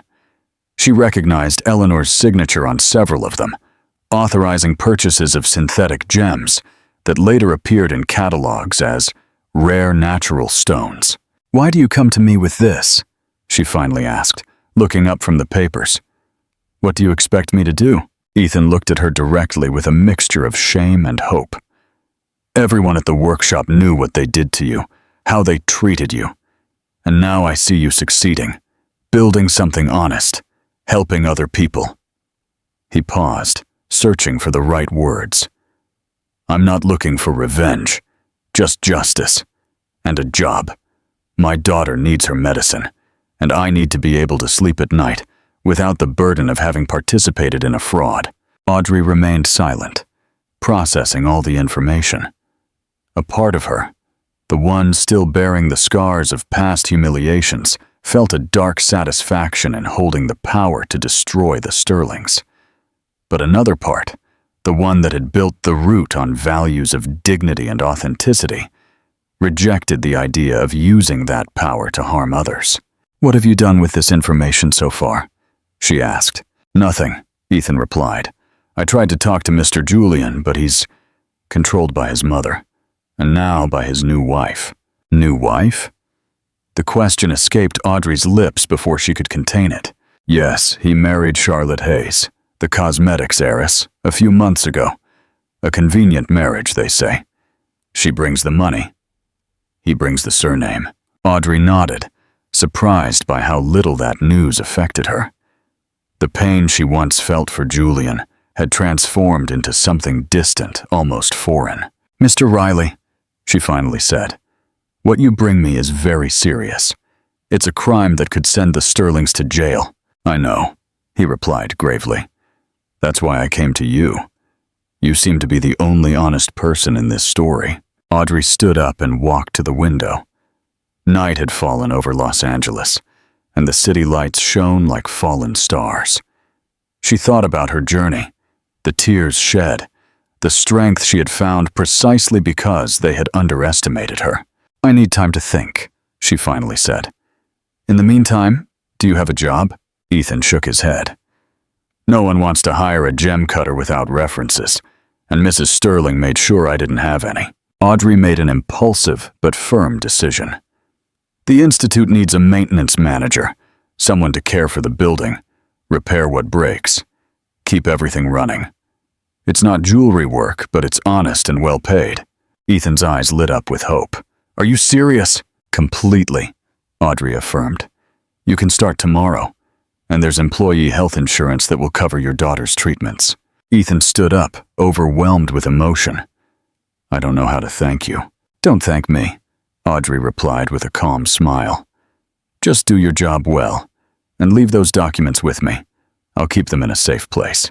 When Ethan left, visibly relieved and grateful, Audrey remained alone with the folder.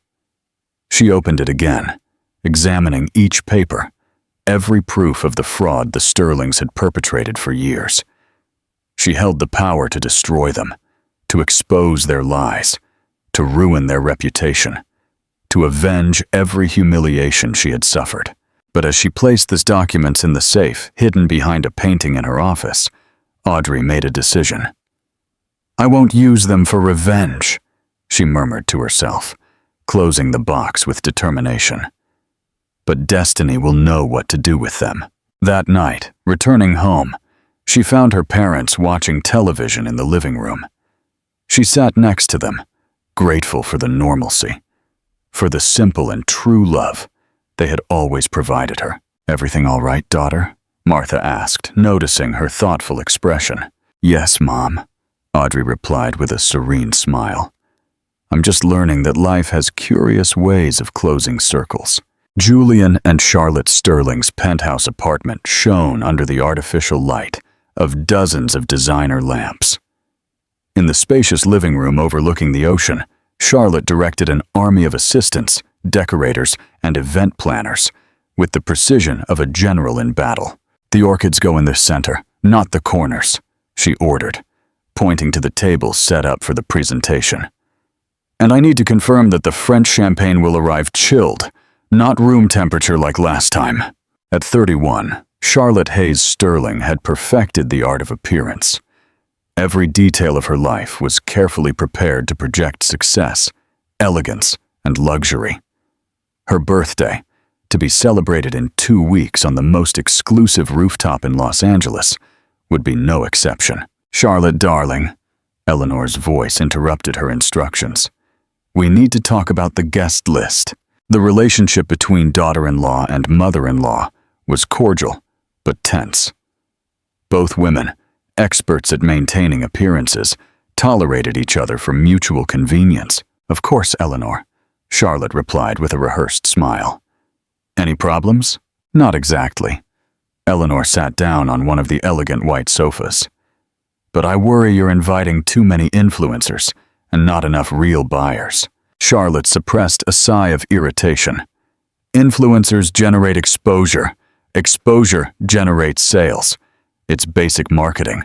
"In my day," Eleanor countered with an air of superiority, "Sterling Jewels didn't need influencers to sell themselves. Quality spoke for itself."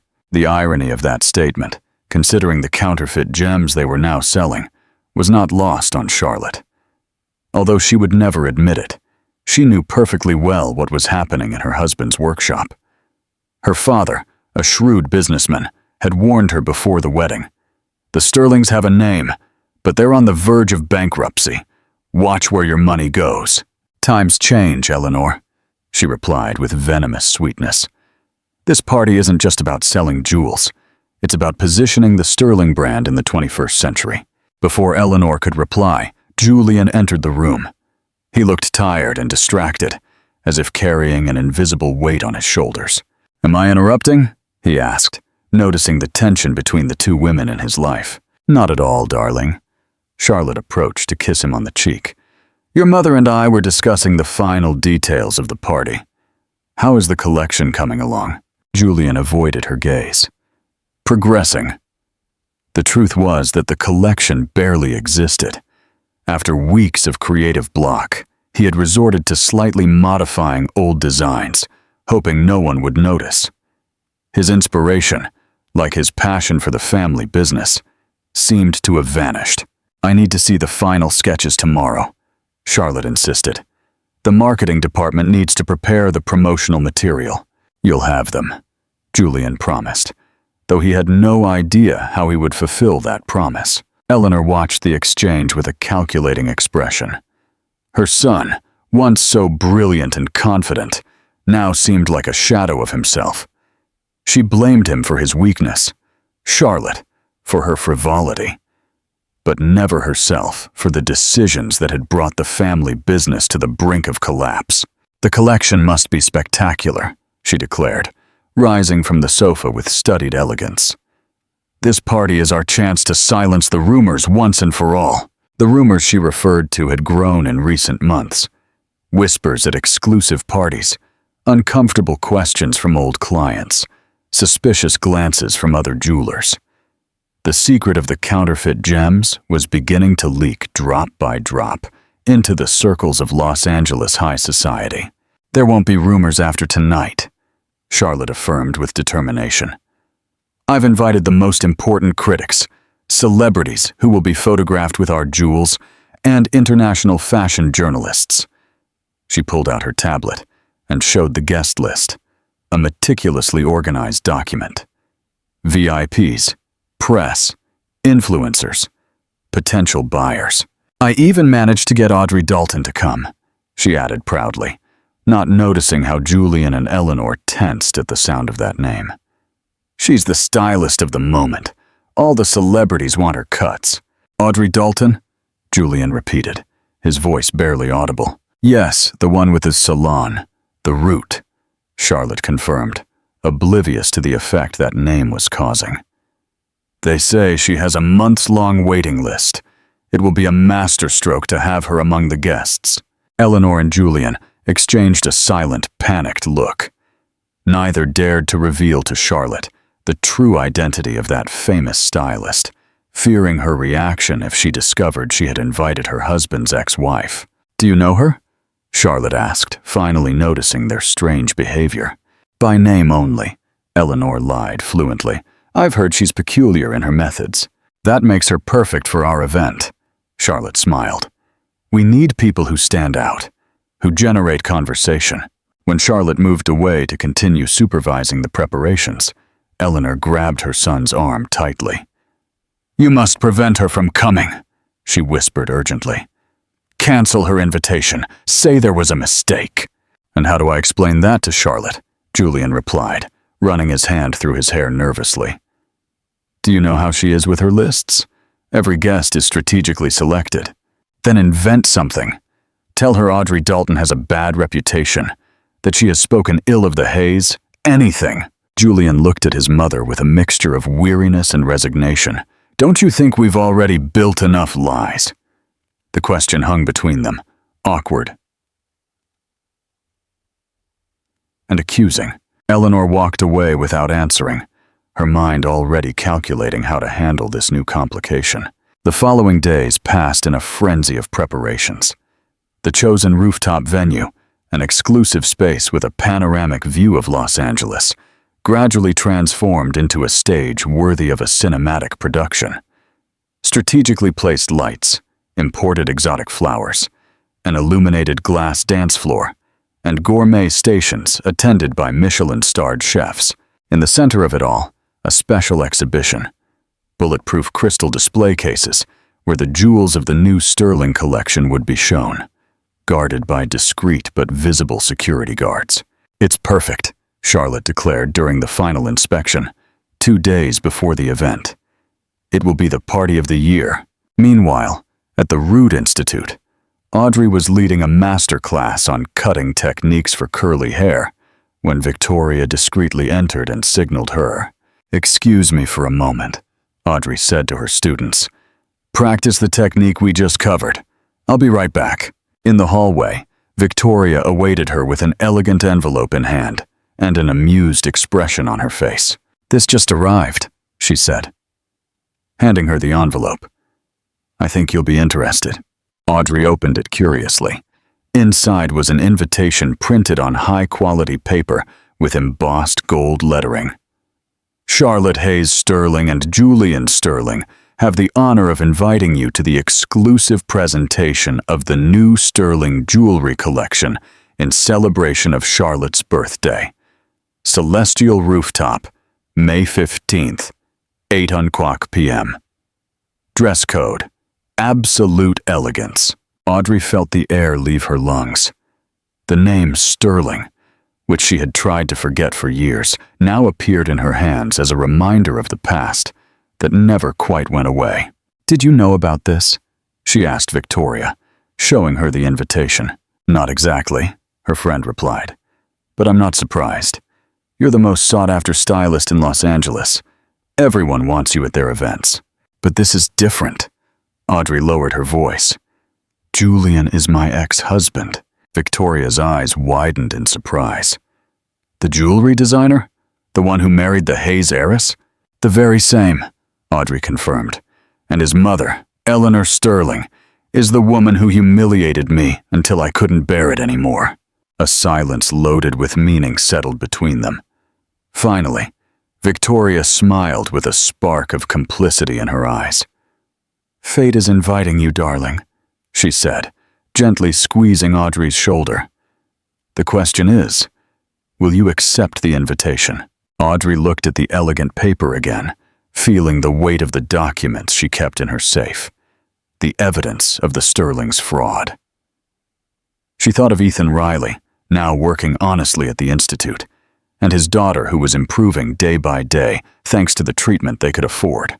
"I won't go for revenge," she finally said, with a calm that surprised even herself. "But perhaps I should go for justice." Victoria nodded, understanding the subtle but crucial difference between the two concepts. "If you decide to go," she offered, "I know the perfect escort. Marcus Gray, the photographer who documented the Institute's inauguration. He's discreet, elegant, and most importantly, he knows the value of silence." Audrey remembered the man with kind eyes and a calm smile who had captured the emotional moment with her parents. There was something about him, a serenity that contrasted with the chaos she felt at the prospect of facing her past. "Think about it," Victoria suggested. "You have 2 days to decide." That night, in the solitude of her room, Audrey contemplated the invitation under the soft light of her lamp. 5 years had passed since she left the apartment she shared with Julian. 5 years of rebuilding, discovery, and growth. She was no longer the insecure young woman who endured humiliations in silence. She was a complete, respected woman, with a clear purpose and a thriving business built with honesty and hard work. She took her phone and wrote a message to Victoria. "Tell Marcus to prepare his best suit. We have a party on Friday." On the night of the event, the celestial rooftop shone like a jewel in the crown of Los Angeles. From its 30 stories up, the city stretched out like a mantle of twinkling lights under a velvety sky. The Los Angeles elite began to arrive in luxurious automobiles, greeted by an army of impeccably dressed assistants. In an apartment a few blocks away, Audrey put the finishing touches on her appearance. She had chosen a long emerald green dress, elegant but not ostentatious, that highlighted the natural gold of her skin and her blonde hair, now cut in a sophisticated style she had designed herself. The doorbell rang promptly at 7:30. Opening the door, she found Marcus Gray waiting for her with a calm smile. He wore an impeccable black suit that contrasted with his immaculate white shirt. Without a tie, with the top buttons open, he projected a relaxed but undeniable elegance. "You are beautiful," he said simply, handing her a small box, a detail for the occasion. Inside was a delicate silver brooch in the shape of tiny scissors. "To remind you who you are, no matter where you are," he explained. Audrey pinned it to her dress, touched by the gesture. "Thank you. It's perfect." During the ride in Marcus's car, a comfortable silence settled between them. It wasn't the first time they had seen each other since the Institute's inauguration. They had coincided at several professional events, and gradually, a friendship based on mutual respect had blossomed. "Nervous?" he finally asked, as they approached the illuminated building. "Curiously, no," Audrey replied truthfully. 5 years ago, the idea of facing them would have paralyzed me. Today, I feel peace. Marcus looked at her briefly before returning his attention to the road. "That's called freedom, the real kind." When they arrived at the building lobby, several society photographers captured their arrival. "Audrey Dalton!" one of them exclaimed. "A moment for the camera." Audrey smiled naturally, already accustomed to the media attention her success had generated. Marcus, by her side, maintained a discreet but protective presence. In the elevator that would take them to the rooftop, Audrey took a deep breath. "Remind me why I'm doing this," she murmured. "Because some stories need a dignified ending," Marcus replied, gently squeezing her hand. "And you deserve to write yours." The doors opened directly into the event space, revealing a scene of calculated luxury. Golden lights bathed the atmosphere, waiters circulated with trays of champagne, and the music of a string quartet floated over the murmur of exclusive conversations. In the center, the jewelry display cases shone like artificial stars, surrounded by guests admiring the pieces with studied expressions of awe. Audrey Dalton, an assistant received her, tablet in hand. It's an honor to have you with us. Mrs. Sterling will be delighted to greet you personally. Audrey nodded with a serene smile. I'll be delighted to meet her. The irony of that phrase was not lost on Marcus, who offered her his arm as they entered the party. Charlotte Hayes Sterling, splendid in a red dress that had been exclusively designed for her, was receiving the VIP guests next to one of the main display cases. Her professional smile genuinely widened when she saw Audrey approaching. "Audrey Dalton!" she exclaimed enthusiastically. "What an honor that you accepted our invitation. I'm a huge admirer of your work. The event is impressive." "The honor is mine," Audrey replied with perfect courtesy. Charlotte seemed genuinely pleased. "Let me introduce you to my husband, Julian Sterling, the creative genius behind these jewels." Julian, who had been talking to a fashion critic, turned at the sound of his name.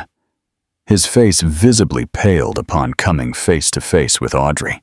"Charmed," he managed to articulate, extending a slightly trembling hand. "Likewise," Audrey replied, shaking his hand firmly but without hostility. Her eyes, which had once looked at him with love and then with pain, now observed him with a tranquility that disconcerted him. Charlotte, oblivious to the silent drama unfolding before her, continued enthusiastically. "Audrey has revolutionized the concept of beauty in Los Angeles. Her Root Institute is a phenomenon." "I've heard of it," Julian murmured, unable to hold Audrey's gaze. "I must continue greeting guests." Charlotte excused herself. "But please, enjoy the party. The jewels are available for admiration, and there will be a special presentation at midnight." When Charlotte moved away, an awkward silence fell between Audrey and Julian. It was Marcus who broke it with elegance. "The pieces are impressive," he commented, pointing to the display cases. "Although I have a certain fondness for gemology, I studied a bit as a hobby." "Really?" Audrey looked at him, surprised. It was a detail she hadn't known about him. "My father was a mineral collector," Marcus explained. "He taught me to appreciate the difference between the authentic and the artificial." Julian paled even more at those seemingly innocent words. "If you'll excuse me," he murmured, moving away hurriedly. Marcus and Audrey continued to tour the event, occasionally stopping to admire the exhibited jewels. He, with his amateur but precise knowledge, pointed out details others would overlook. "It's curious," he commented in a low voice as they examined a sapphire necklace. "These stones have very regular inclusions, almost too perfect." Audrey nodded, remembering the documents she kept in her safe. "Perfection sometimes hides the greatest imperfections," she replied enigmatically. Across the room, Eleanor Sterling made her triumphant entrance.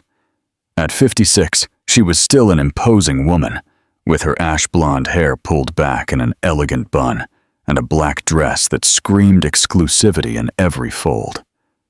Her gaze swept the space with satisfaction, stopping to greet important guests, to ensure everything was in order, until her eyes landed on a woman in a green dress who was animatedly chatting with a group of journalists.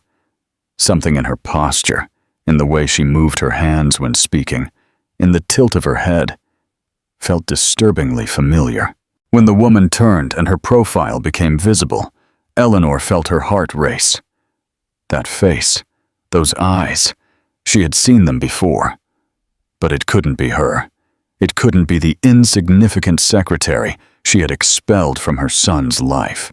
The woman in the green dress turned fully, and their eyes met across the crowded room. There was no doubt. It was Audrey Dalton. But not the Audrey she remembered, but a transformed, confident, radiant version.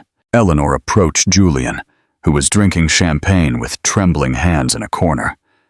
"Have you seen her?" she whispered urgently. "What is she doing here?" "Charlotte invited her," he replied, avoiding her gaze. "She's the famous stylist everyone talks about." "And you didn't think to warn me?" Eleanor hissed. "What did you want me to do?" "Charlotte doesn't know who she really is."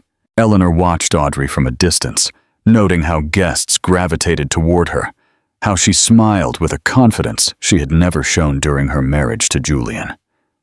"This is unacceptable," she murmured. "We must ask her to leave." "And cause a scandal on Charlotte's most important night," Julian retorted. "You know she won't allow it." Eleanor pressed her lips together, acknowledging the truth in those words. Her daughter-in-law valued public image above all else.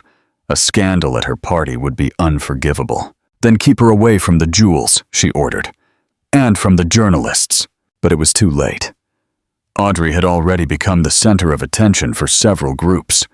Her presence, her success story, her revolutionary approach to beauty, everything made her the guest everyone wanted to meet. As the night progressed, the tension grew.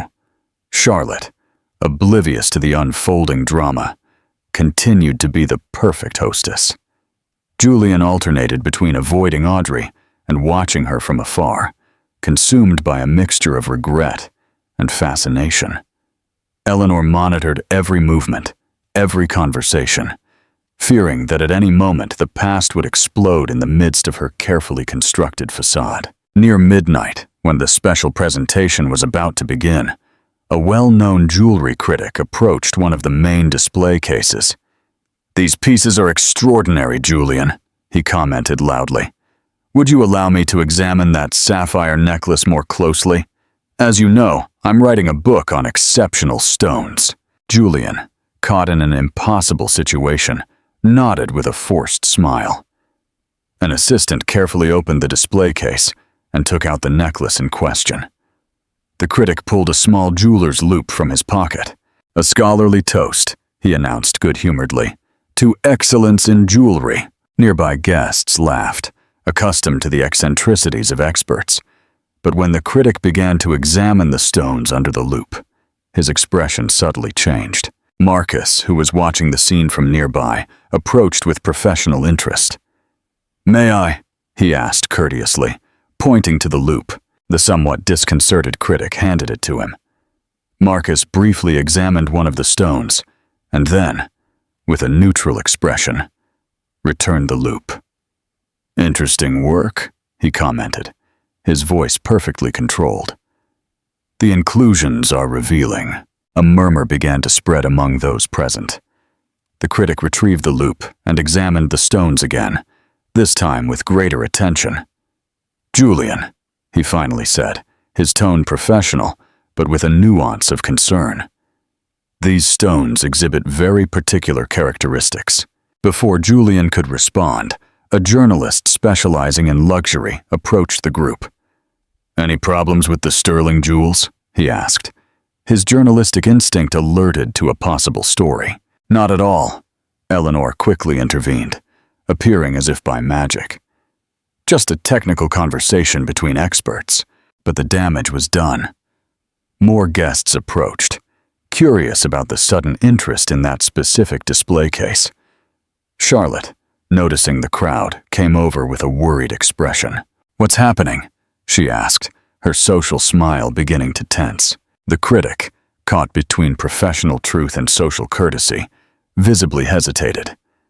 It was then that a press photographer recognized Audrey among the onlookers. "Wait!" he exclaimed. "Aren't you Julian Sterling's ex-wife?" Total silence fell on the group. All eyes turned to Audrey, who remained serene in the midst of the brewing storm. Charlotte, confused, looked alternately at Audrey and her husband. Eleanor, pale as a ghost, felt the ground moving beneath her feet. Her worst fear was materializing before her. The past and the present colliding at the most oblique possible moment. And in the middle of that silent chaos, Audrey remained calm, with a dignity that dramatically contrasted with the Sterling's growing anxiety.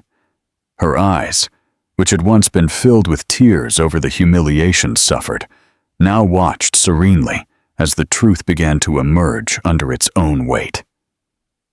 Eleanor's heart hammered as she looked directly at Audrey. In those hazel green eyes, she saw something she had never expected. Not hatred, not a desire for revenge, but a quiet certainty. The certainty of one who knows that sometimes justice arrives without needing to be forced. And at that moment, Eleanor Sterling knew that her carefully constructed castle of lies was about to collapse. Ex-wife? Charlotte's voice cut the silence like an ice knife.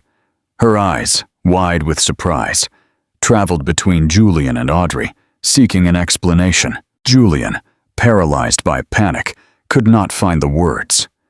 Eleanor tried to intervene, but the jewelry critic, oblivious to the personal drama unfolding, continued to examine the necklace with increasing concern. "Excuse my audacity," he finally said, "but these stones exhibit characteristics that do not correspond to natural sapphires of the advertised quality." A murmur ran through the room. The nearest guests began to take out their phones, capturing the moment that smelled of scandal. "What are you insinuating?" Charlotte asked, her trembling voice betraying the panic she was starting to feel. "I'm not insinuating anything," the critic replied with professional firmness. "I state that these stones are synthetic, created in a laboratory." The murmur turned into exclamations of astonishment. A journalist from a luxury magazine quickly approached, recorder in hand. "Are you saying the sterling jewels are fake?" "The stones are real," Julian intervened desperately. "Only cultivated." "But they are being sold as natural," Marcus pointed out calmly, "at the prices of exceptional gems." Charlotte looked at her husband with growing horror. "Is that true? Have you been selling synthetic stones as natural?" Before Julian could answer, another jeweler approached and asked to examine a ruby ring. The critic passed him his loupe. After a few seconds of analysis, the man looked up with a grave expression. "Synthetic, no doubt." The news spread through the salon like wildfire. Guests pulled out their phones, recording, photographing, sending messages. The journalists present, who had come for a simple social note, now smelled the blood of a major scandal. "These jewels are synthetic," a reporter declared in front of his camera. "The sterling scandal is just beginning." Eleanor, watching her world crumble before her eyes, desperately tried to control the situation. "There has been a misunderstanding," she announced in a firm voice. "I assure you that sterling jewelry only works with the highest quality materials." But her words sounded hollow against the accumulating evidence. More jewels were examined. More experts confirmed the same thing. Synthetic gems sold as natural, an organized fraud that had lasted for years. In the midst of the growing chaos, Audrey remained serene. She had not said a word. She had not accused anyone. She simply observed, with Marcus by her side, how the truth emerged under its own weight. Charlotte, finally understanding the magnitude of the disaster, backed away from Julian with an expression of disgust. The VIP guests began to discreetly abandon the event. The investors who had come to support the new collection exchanged worried glances. And in the center of the storm, Julian Sterling, the brilliant designer, the exemplary son, the trophy husband, visibly collapsed before everyone's eyes. The birthday party had transformed into a public nightmare. Social media was already ablaze with videos of the Sterling scandal, as it had been instantly dubbed. Hashtags like #FakeJewels and #SterlingFraud multiplied by the minute. Eleanor, with what dignity she had left, tried to control the damage. She had ordered the display cases closed. She had asked the guards to prevent further photographs. She had tried to convince the journalists to await an official statement.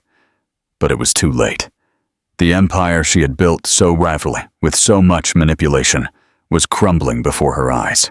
Charlotte, understanding that her reputation was at stake, had visibly distanced herself from the Sterlings. Surrounded by her own friends, she tried to project surprise and indignation, as if she too were a victim of the deception. "I never knew anything," Audrey heard her tell a group of high society women. "I'm as horrified as you are." Julian, abandoned by his wife and without his mother's protective shield, seemed lost. His slumped shoulders, his empty gaze, everything about him screamed defeat. In a corner of the room, a group of journalists surrounded the jewelry critic, who was explaining in technical detail how he had identified the synthetic stones. The inclusions in a natural gem are random, unique, he explained. In synthetic ones, they follow recognizable patterns. It's like a fake fingerprint. Meanwhile, elsewhere at the event, a former major Sterling client showed other guests a news alert he had just received on his phone. Authorities announce investigation into possible mass fraud at Sterling Jewelry. The news had reached the media with astonishing speed. Someone, somewhere, seemed to have been waiting for this moment, ready to leak additional information confirming the suspicions. Audrey watched everything from a safe distance. She didn't feel the vengeful joy she might have expected years ago. Instead, she experienced a strange mixture of peace and sadness.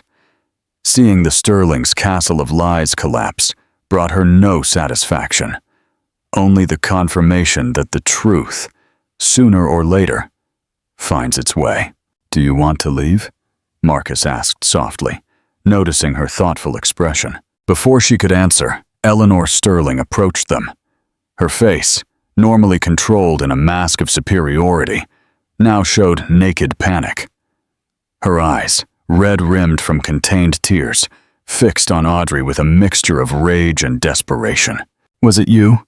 she murmured, her voice barely audible over the noise of the disintegrating party. "Did you plan all this?" The question hung between them, loaded with the weight of years of humiliations, contempt, and pain inflicted without remorse. Audrey looked Eleanor directly in the eyes. The woman who had once made her feel invisible, insignificant, now seemed small and fragile. The power she had displayed, based on appearances and lies, was vanishing by the minute. Nearby guests, noticing the encounter, fell silent. Some recognized Eleanor, others Audrey. Few understood the depth of the moment, but all sensed its importance. Julian slowly approached, as if drawn by an invisible force. His face showed the exhaustion of one who has lived too long in a lie. Audrey could have yelled, she could have accused, she could have exposed every humiliation suffered, every tear shed in silence. She had every right. But when she spoke, her voice was soft, clear, without a trace of hatred. "It wasn't me, Mrs. Sterling. It was the truth." An absolute silence fell on the group. Eleanor blinked, disconcerted by the answer. "And thank you," Audrey continued, surprising everyone. "Because without your contempt, I would not have discovered my purpose." The sincerity in her words was undeniable. There was no sarcasm, no disguised revenge, just the simple truth of one who has transformed pain into growth. Eleanor, disarmed by that unexpected gratitude, felt something break inside her. The tears she had contained began to flow freely down her cheeks. They were not tears of manipulation, as she had so often used to get what she wanted. They were genuine tears of one who finally sees her own naked soul. Julian, witnessing this exchange, lowered his head, not out of shame before others, but from the intimate recognition of his own cowardice. He had allowed his mother to destroy a good woman. He had chosen the easy path, that of appearances, that of comfortable lies. Journalists, hungry for drama, captured every second. Phone cameras recorded discreetly, but what they registered was not the vulgar scandal they expected, but something much deeper. The moment when dignity triumphed over vengeance. Audrey looked at the Sterlings one last time, not with contempt, not with superiority, but with the compassion of one who understands that they, in their material wealth, had always been poorer than she. "Goodbye, Mrs. Sterling. Goodbye, Julian," she said simply. She took Marcus's hand and walked away with a firm step. Around them, the party continued to crumble. Cameras kept recording the Sterling disaster. Journalists were already drafting devastating headlines. Guests abandoned the sinking ship, but Audrey no longer looked back. Her victory was not in the downfall of those who had hurt her, but in having risen stronger, more authentic, more herself. 6 months later, the Root Institute had expanded to 3 more cities. The Audrey Dalton method was being studied in styling schools nationwide. Her philosophy of authentic beauty had inspired a movement that went beyond a simple haircut. On a quiet autumn afternoon, Audrey was personally working with a special client, Mrs. Evelyn, a 70-year-old woman who had never stepped into a beauty salon because, to her, that was for important people. With the same dedication she put into everyone, Audrey listened to her story, understood her fears, and discovered the unique beauty hidden beneath years of self-imposed invisibility. "I don't want to look like something I'm not," Mrs. Evelyn had said upon arriving. "I just want to feel a little better when I look in the mirror." Audrey worked delicately, respecting the gray hairs that told stories, softening lines without erasing them, enhancing the natural dignity of a face that had lived fully. When she finished and spun the chair so Mrs. Evelyn could see herself in the mirror, the woman held her breath, her deep brown eyes filled with tears upon recognizing herself. It was her, but the best version of herself. Not a stranger, not a mask, but herself revealed. "I'm beautiful," she whispered, touching her reflection with trembling fingers. "You always have been," Audrey replied softly. "You just needed to see it." From a corner of the salon, Martha and George Dalton watched the scene with silent pride. They had come to have lunch with their daughter, as they did every week, and were now witnessing the daily miracle she performed. "Our daughter," Martha murmured, squeezing her husband's hand. "Who would have imagined?" George, a man of few words but deep feelings, simply nodded. His eyes shone with pride that needed no words. The salon door opened, letting in a gust of fresh air and Victoria Thorne, as elegant as ever. She paused for a moment to observe the scene. Audrey hugging the emotional Mrs. Evelyn, the parents contemplating with pride, the team working in harmony. "Look at what you've built," she said, when Audrey approached to greet her. "A real empire." Audrey smiled, remembering the headlines that for weeks had narrated the collapse of the Sterling Empire. Julian and Eleanor were now facing fraud charges. Charlotte had filed for divorce barely a week after the scandal. The jewelry store had closed its doors. "Life gave you everything back, Audrey," Victoria continued, hugging her. "But you did it with clean hands." It was true. Audrey had not sought revenge. She had not leaked the documents Ethan had given her. She had not planned the Sterling's downfall. She had simply been present when the truth, under its own weight, had come to light. Marcus Gray entered shortly after, carrying a bouquet of wildflowers.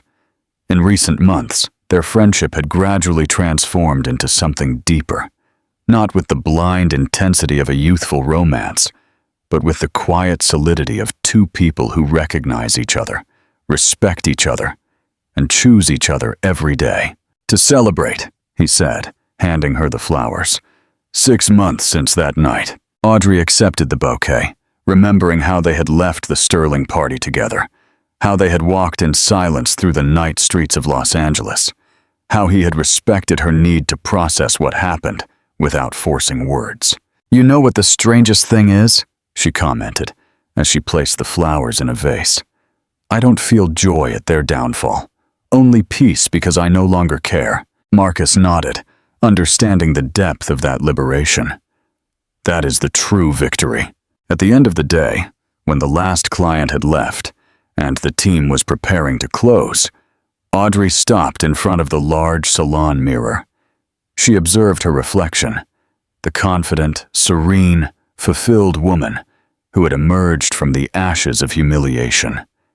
She thought about the insecure young woman she had been, the tears shed in silence, the long journey traveled. She thought about Eleanor and Julian, and how their lives built on lies had crumbled. She thought about her parents, Victoria, Marcus, and all the people who had believed in her when she didn't even believe in herself. And as she turned off the salon lights, Audrey looked one last time at her reflection and whispered, "The true wealth is being able to look at the past without rage."